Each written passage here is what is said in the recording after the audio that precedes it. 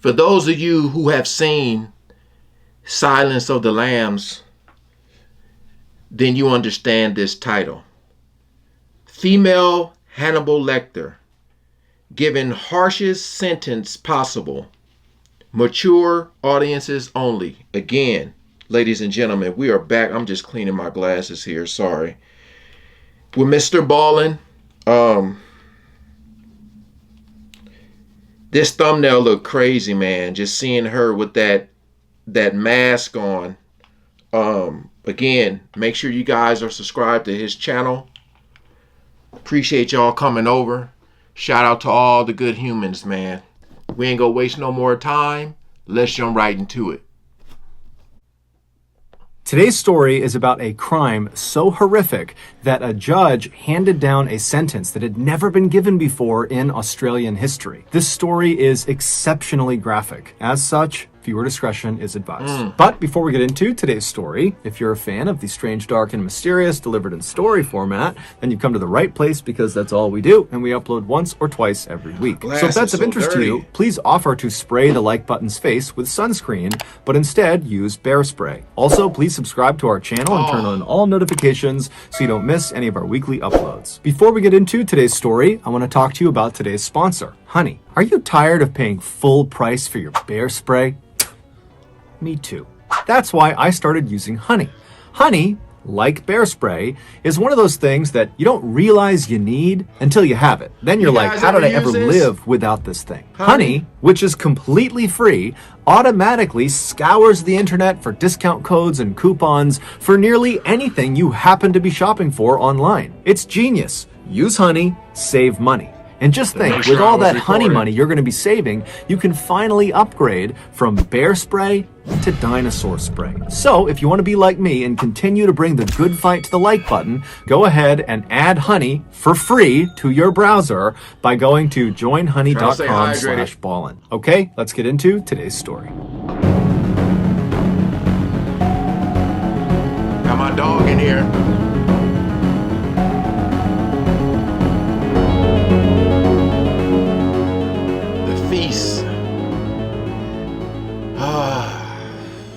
In 1955, Catherine Knight had the misfortune of being born into a highly dysfunctional and abusive household. Not only was she badly mistreated by her alcoholic parents and cruel older siblings, she was also scorned by the people who lived in the town with her simply because they didn't like her family. Catherine lived in a very small town in New South Wales, Australia, where basically everybody knew each other's business. But despite the abuse, Catherine always tried to focus on the future. She would tell herself that as much as my life is miserable right now.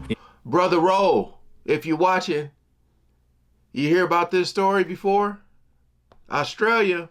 In the future, I will have a family of my own and I will take care of them the way I wish my family had taken care of me. But when Catherine became a young woman and began dating men, all of her relationships would always crash and burn because inevitably she and her partner would become toxic and abusive and it would end the relationship. It was like Catherine both didn't know how to be a quality partner and didn't know how to identify a quality partner. Likely because she didn't know what that looked like. She had been raised in this horrible household. But in 1995, when Catherine was 40 and really starting to feel desperate for someone to actually love and to love her back, she would meet a man named John Price, who was also 40, and he just seemed fundamentally different than every other man she had ever dated. He was empathetic to her troubled past, and he seemed to really care for her and really wanted to kind of take her under his wing and love her.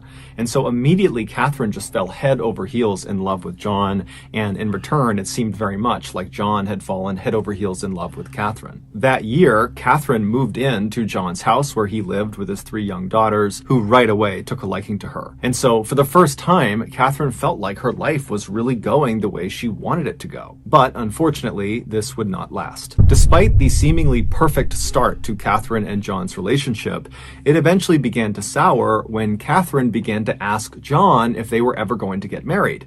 Catherine really wanted to get married. She wanted to kind of officially have a family of her own that she could take care of, but John was weary of marriage because he had just left a failed marriage, and he told Catherine that realistically, he might never want to get married again. And so over time, this issue really drove the two apart, and it all came to a head in early February of 2000 when John and Catherine were at his house. They were in the kitchen, and they got into a heated fight over marriage, and then before long, they were both getting physical with each other. And during this altercation, Catherine kind of scrambled and grabbed a knife on the counter and actually slashed John across the chest. And as soon as she did this, the fight came to an end. John screamed at her to leave the apartment and never come back, but Catherine was already storming out of the apartment. They both understood that a line had been crossed, and almost certainly their relationship was now over. But over the following days and weeks, Catherine, who had moved into a different apartment at this time, kind of near where John was living, she felt very lonely, and even though she knew her relationship with John was not a healthy one, she longed to patch things up with him. She didn't like being alone. She wanted to have that family. And so she decided she would do what she had previously done in other relationships to kind of patch up the relationship after a fight. And so the way she would do this is she would kind of make sure they had the house to themselves, and then she would show up in lingerie, and they would have kind of an intimate makeup moment,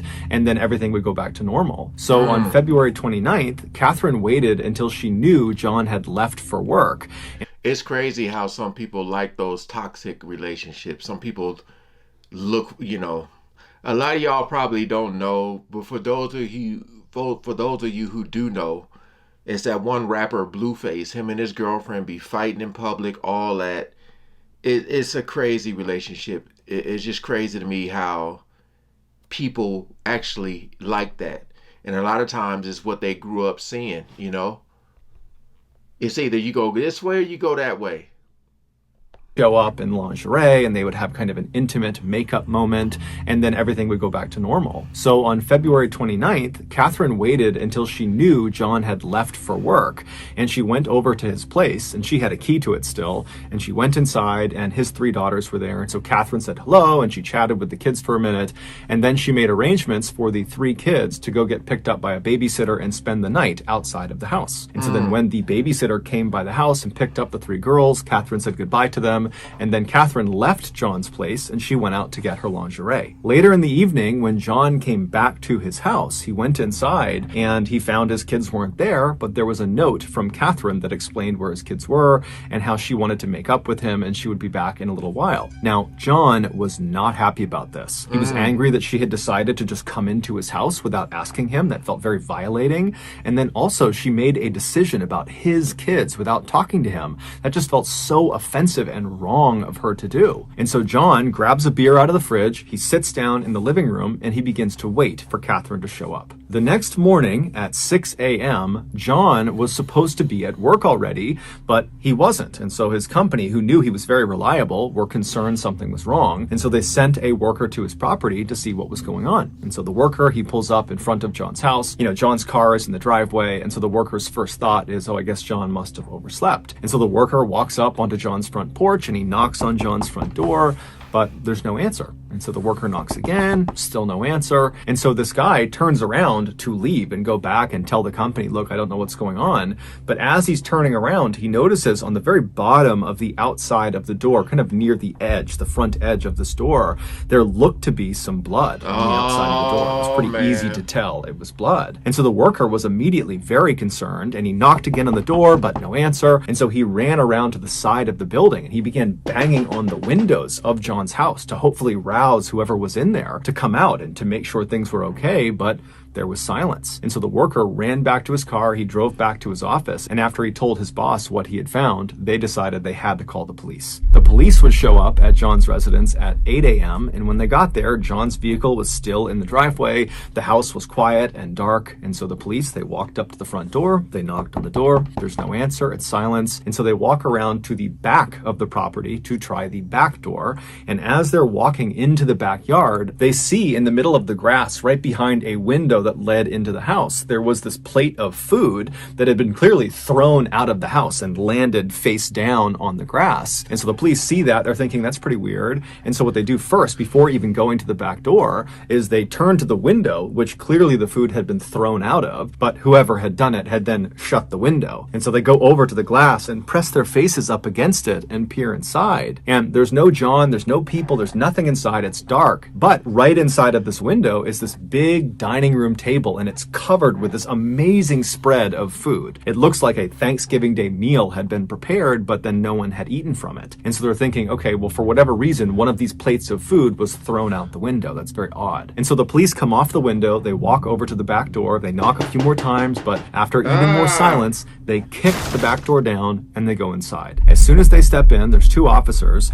They walk straight into the house with the dining room table with all that food on their left, and there's nothing that stands out. They're calling for John, it's silent, everything is off, everything is quiet, and they keep on walking into what appears to be the living room where the TV is and where there's a couch, and as soon as they walk in, they see there's blood everywhere. And towards the front of the living room, where the front door actually opened into the house, there was a very obvious pool of blood. Basically, if you stepped into the house, you'd be...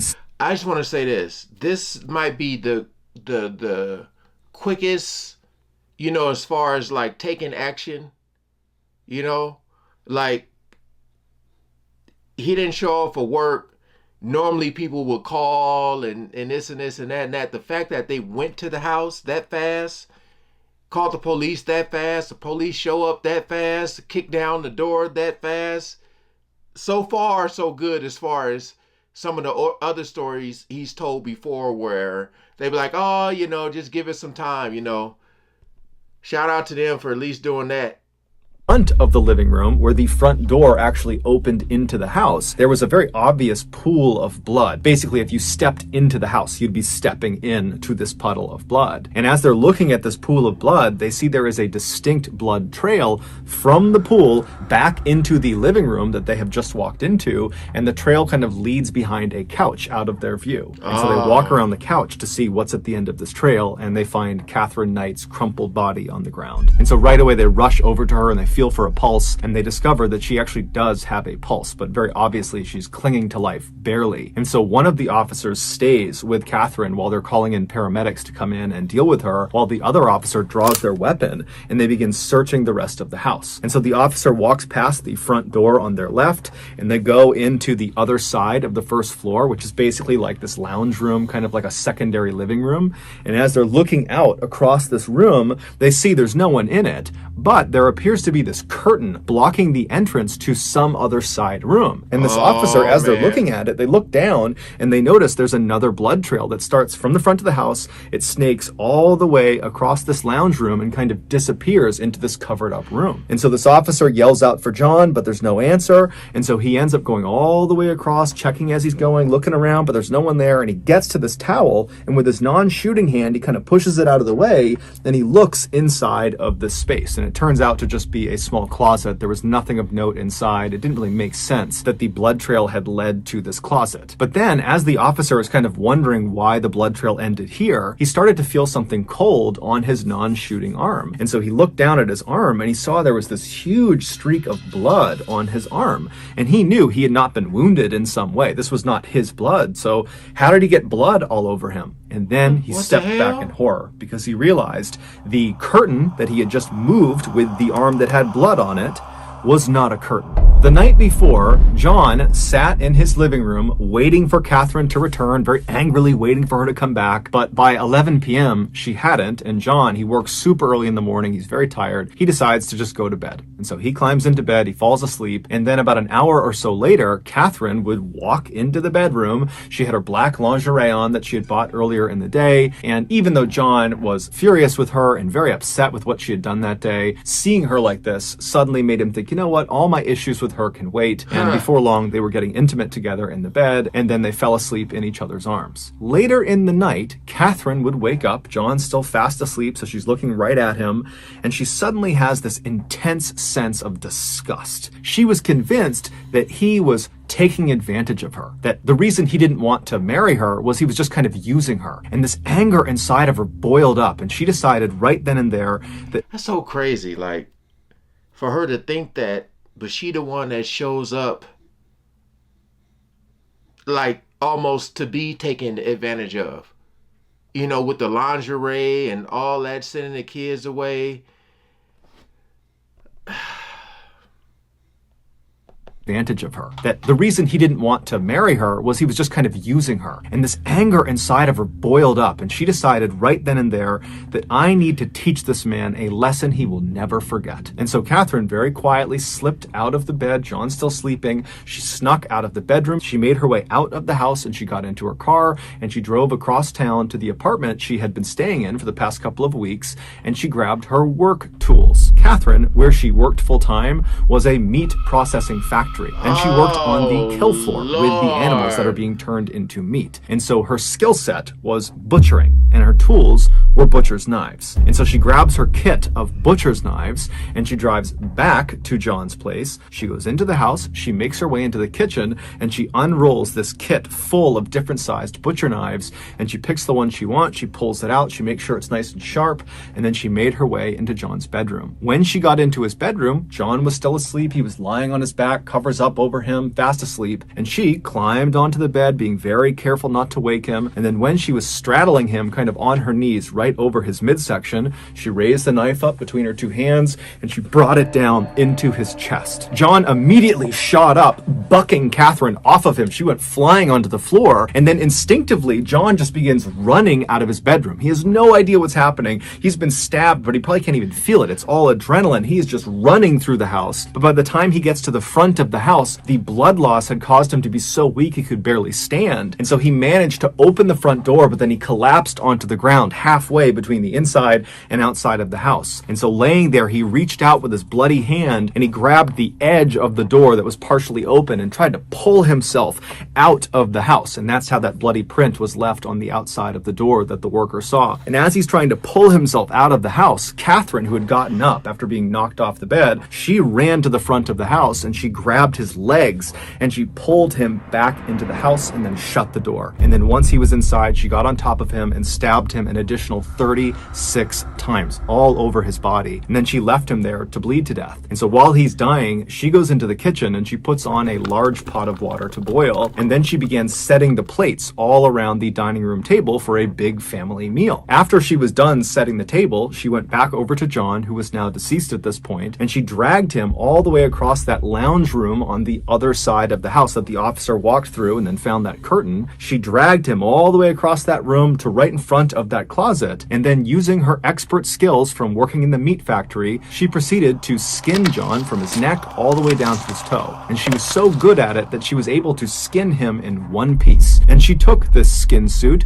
and she draped it over the entrance to this closet. And then she removed John's head from the now skinned torso and she placed it in the water that she had put on to boil earlier. She was going to use his head to turn it into some sort of broth or gravy. And then she grabbed his skinned torso and dragged it into the kitchen.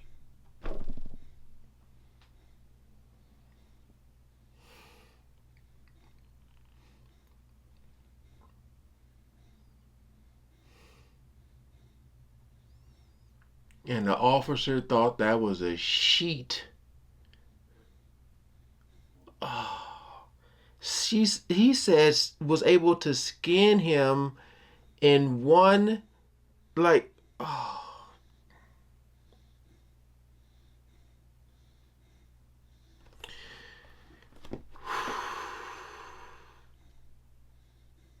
Placed it in the water that she had put on to boil earlier. She was going to use his head to turn it into some sort of broth or gravy. And then she grabbed his skinned torso and dragged it into the kitchen and began butchering it and then making different dishes with his meat, different pies and casseroles. And then after she had made this enormous feast out of John's body, she set the food all around the table that she had already laid out. And then she made little placards, little name cards that had the names of each of John's children on them.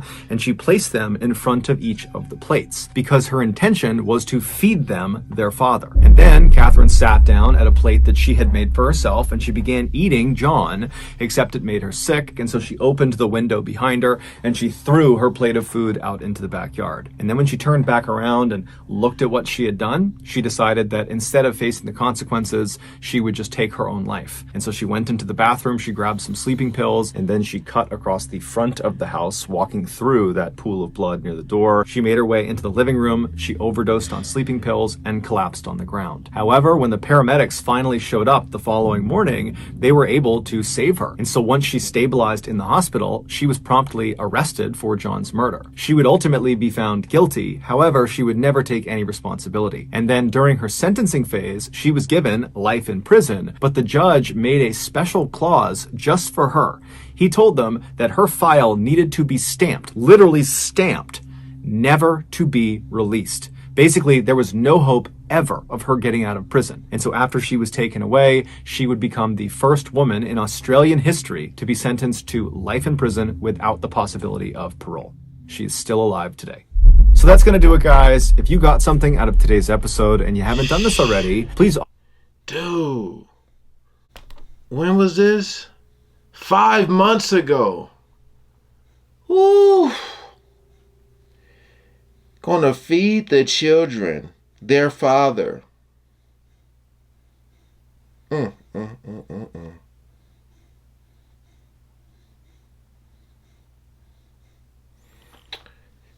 that's some real Hannibal Lecter. That...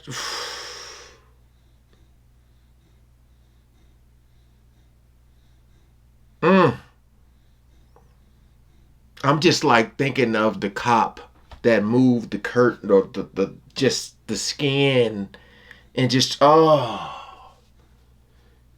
see if I was a cop, I would need some therapy after that, for sure. For sure.